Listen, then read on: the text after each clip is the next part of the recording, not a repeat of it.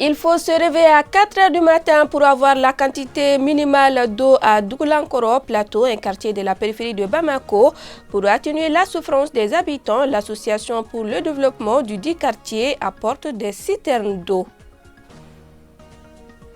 Dans la chronique culture de ce soir, nous vous amenons à la découverte de Gadiaba Mohamed Kodjo, artiste plasticien. Il donne vie à son art avec des objets de récupération à suivre en fin d'édition. Merci d'avoir choisi ORTM 2 pour vous informer. Mesdames et messieurs, bonsoir et bienvenue. Les habitants de Douglankoro Plateau, un quartier de la périphérie de Bamako, souffrent d'une pénurie d'eau potable. Il faut se réveiller à 4 heures du matin pour avoir la quantité d'eau minimale. Pour atténuer leurs souffrances, l'association pour le développement de Douglankoro Plateau apporte 2 jours par semaine des citernes d'eau à raison de 2 fois par jour. Awa Kamara. Qualifiée de source de vie, l'eau est une denrée rare et même très rare dans ces quartiers de la périphérie de Bamako. Nous sommes à Douglankoro Plateau où les habitants souffrent le martyre. Il faut se réveiller à 4 heures du matin pour avoir le minimum absolu de ce liquide précieux pour assurer les besoins essentiels. L'eau est très difficile d'accès ici. Nous achetons les bidons d'eau à 75 francs CFA et en période de chaleur, tous les châteaux d'eau tombent en panne. En attendant une solution idoine et durable, l'Association pour le développement de Douglankoro Plateau pèse de tout son poids dans la balance à travers une initiative personnelle, celle d'apporter une citerne d'eau à la population 4 fois par semaine.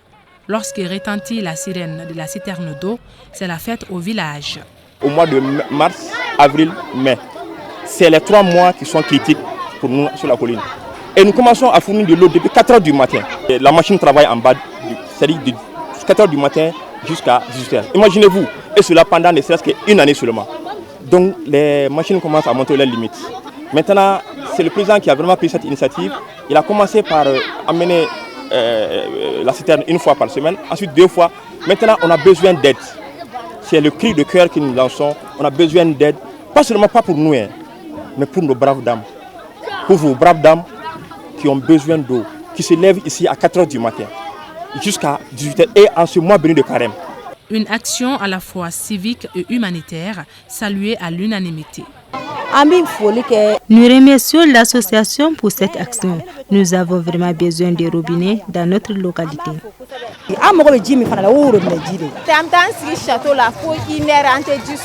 Nous passons toute la journée à la recherche d'eau. Cette action de la JDP nous soulage beaucoup. Nous demandons l'aide des personnes de bonne volonté, car l'eau, c'est la vie. Le problème majeur dans notre localité, c'est cette pénurie d'eau. Elle impacte beaucoup le bien-être des femmes et des enfants. Telle est la situation précaire que vivent les habitants de Douglankoro Plateau qui affirment attendre avec impatience un lendemain meilleur. Autre problématique et non des moindres, le déversement illicite d'ordures ménagères sur un espace apparemment abandonné à Nyamana Atitebougou, un état de fait qui s'expliquerait par le manque de dépôts de transit, ce qui est de nature à causer des préjudices à d'autres paisibles citoyens. Modibo Siribé. Nous sommes ici à Atitebougou, 1008 logements, où se trouve un dépôt d'ordures à ciel ouvert au milieu des habitations. Cet espace vide, au départ, est devenu pour certaines personnes un lieu de dépôt d'ordures.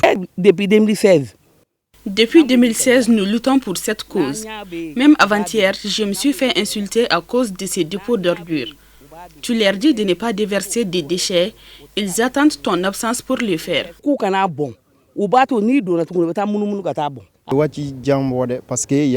Ils déversent des ordures et autres choses, puis y mettent le feu. La fumée nous dérange. De plus, nos marchandises sont tout prêts.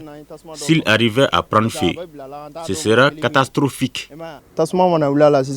Après maintes tentatives d'intimidation, les auteurs de ces actes d'incivisme continuent de faire se luer leur zone de décharge. Illustration parfaite avec les charretiers qui, avec la présence de notre caméra, n'ont pas daigné verser les charrettes remplies d'ordures. J'ai l'habitude d'arrêter même les charretiers pour dire que vraiment, je ne veux pas que l'ordure là, ça se verse ici encore. Donc les gars qui conduisent est très clair. L'Anna, il est parti parler à sa famille. Ses frères sont venus, nombreux, ils voulaient même me frapper. Fatmata Traoré fait partie des premières personnes qui ont lutté contre le déversement anarchique des ordures. Aujourd'hui désemparée par la situation, elle évoque les conséquences sanitaires auxquelles elle et sa famille sont confrontés à cause de ces déchets. Mes enfants et moi, nous sommes fréquemment touchés par les paludismes. Les enfants 3 fois par mois et moi 2 fois, 4 fois par mois. Les ordures sentent trop mauvaises. Ils déversent du n'importe quoi ici. Il est clair que les odeurs nauséabondes et les risques de maladies liés à ces dépôts d'ordures taraudent fortement le voisinage.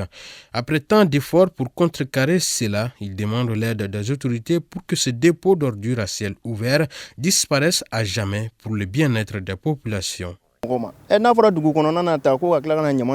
C'est vraiment pas une bonne chose de venir déverser des ordures dans cet endroit.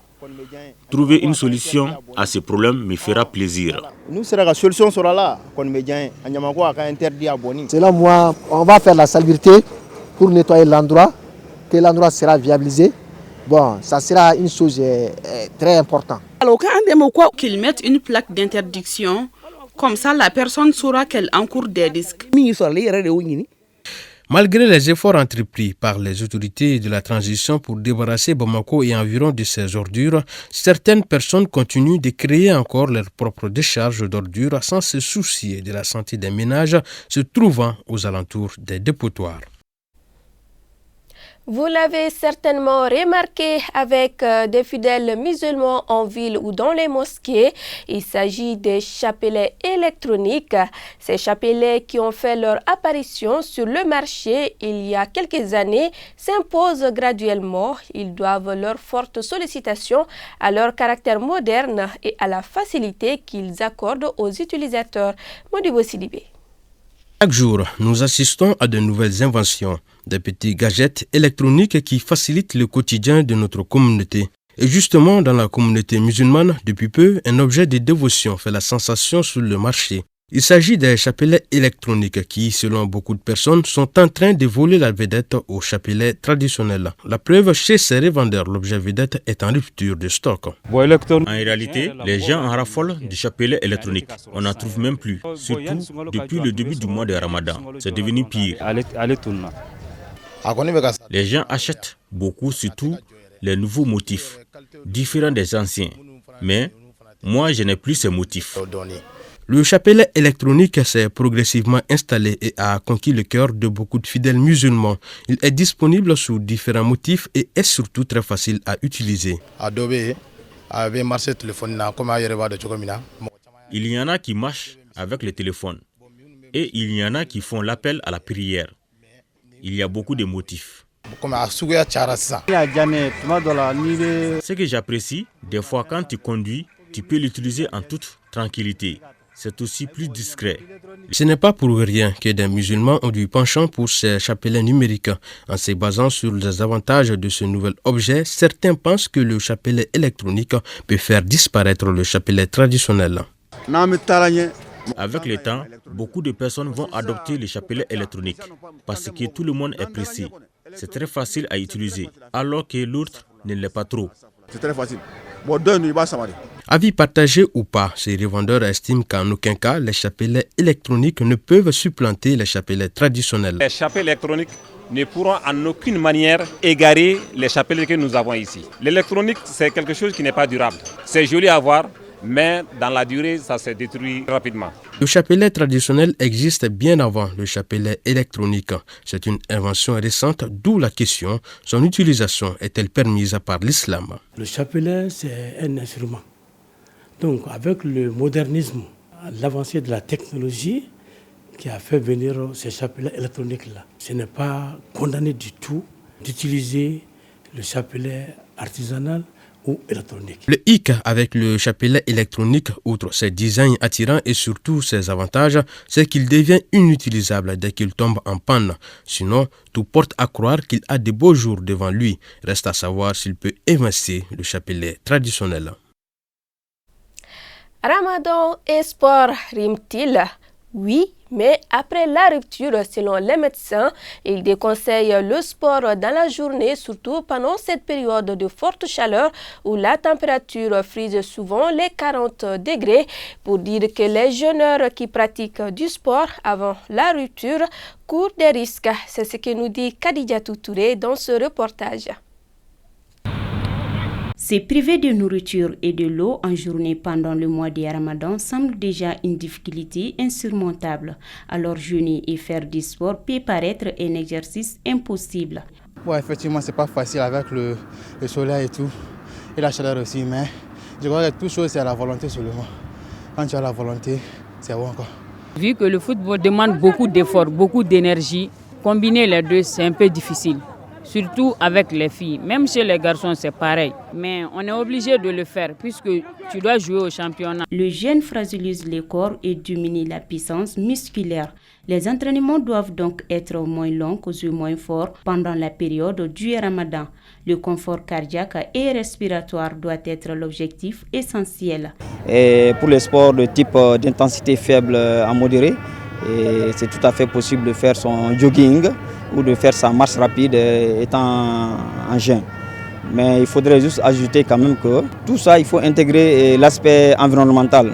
Mais un sport de renouveau, quel que soit le temps, dès que vous êtes en jeûne, c'est vraiment trop risqué de faire un sport de haute intensité pendant la période de jeûne. À chaque fois que vous décidez, malgré tout quand même de faire du sport, dès que vous sentez des malaises, tels que des vertiges, des lourdeurs de la tête, une douleur thoracique, une oppression thoracique, vraiment, ça serait mieux en ce moment d'arrêter le sport et rapidement d'aller consulter pour éviter souvent des conséquences qui peuvent être dramatiques.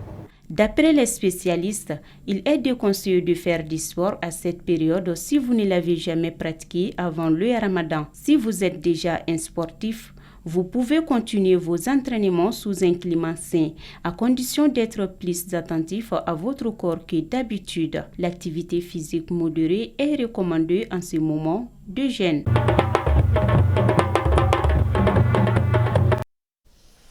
Je vous le disais dans les titres, la récupération est aujourd'hui l'une des techniques les plus utilisées dans le domaine des arts plastiques.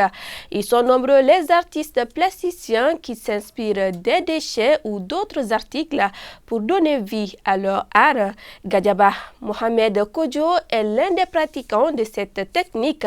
Il s'inspire du travail des forgerons pour faire des merveilles. Mariam Koulibaly a rencontré l'artiste. C'est le sujet de la chronique culture de ce soir.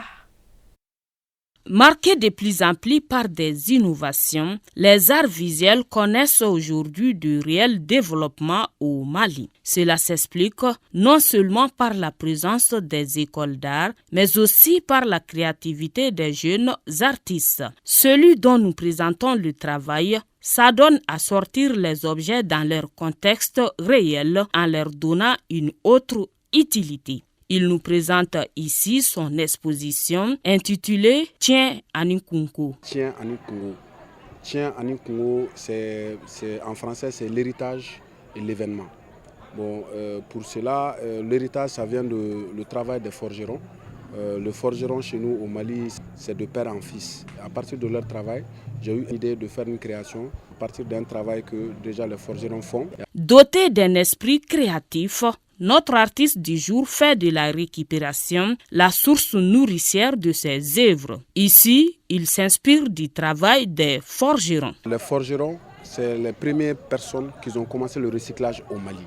À l'époque, les forgerons, ils prennent une pierre, ils les transforment pour que ça devienne de fer. Moi, je ne peux pas être un forgeron, par exemple, culturellement. Je suis un dogon, mais chez les dogons, il y a les forgerons. Mais en tant que noble, je ne peux pas faire le travail d'un forgeron. Et à partir du travail d'un forgeron, moi, ça m'a inspiré et de lui donner d'autres images qui n'est pas seulement de cuisiner dedans ou bien de chauffer de l'eau avec une marmite. La marmite, conçue à travers la récupération des boîtes de canettes vides, va finir par devenir un fauteuil. Et oui, un fauteuil doté de privilèges. Ça représente d'abord la disparition des forgerons, mais ça représente qu'avec la même marmite, on peut trouver d'autres utilisations qui n'est pas seulement de cuisiner. Ça veut dire que moi, mon travail, je détourne les objets, je les sors de leur propre contexte pour le donner un autre contexte. Du coup, aujourd'hui, par exemple, cette chaise de marmite, comme on dit en Bambara,